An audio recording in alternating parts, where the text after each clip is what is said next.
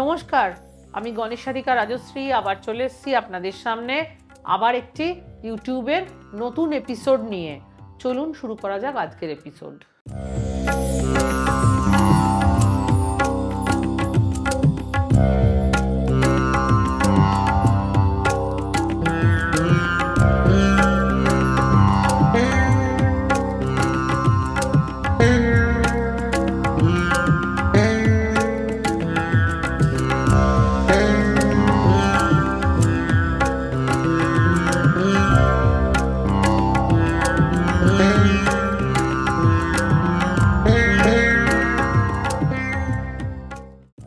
শাস্ত্রমতে আমাদের সঙ্গে রোজ ঘটে যাওয়া বেশ কিছু ঘটনার নানান রকমের ইঙ্গিত থাকে।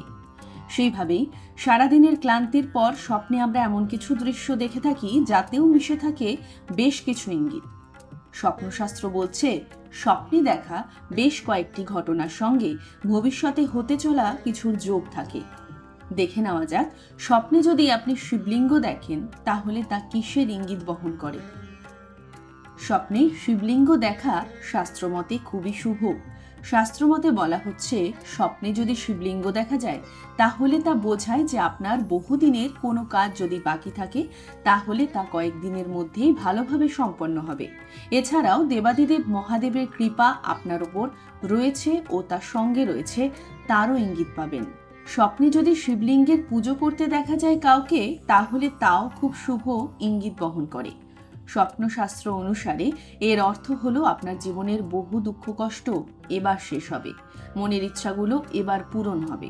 স্বপ্নে যদি সাদা শিবলিঙ্গ দেখা যায় তাহলে বুঝতে হবে পরিবারের কোনো সদস্যের দীর্ঘ স্বাস্থ্যগত সমস্যা থেকে এবার মুক্তি হবে।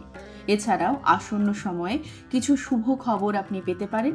এই স্বপ্ন দেখা খুবই শুভ।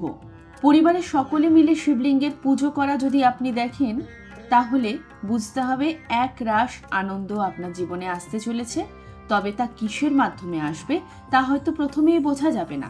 এছাড়াও কর্মক্ষেত্রে সমস্যা কাটবে ও আপনার প্রমোশন হতে পারে, এমন ইঙ্গিত এই স্বপ্নে লুকানো থাকে। কেমন লাগলো আজকের এপিসোড?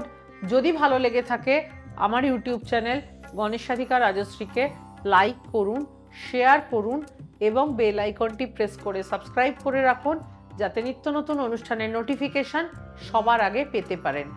ভালো থাকুন, সবাইকে ভালো রাখুন। নমস্কার।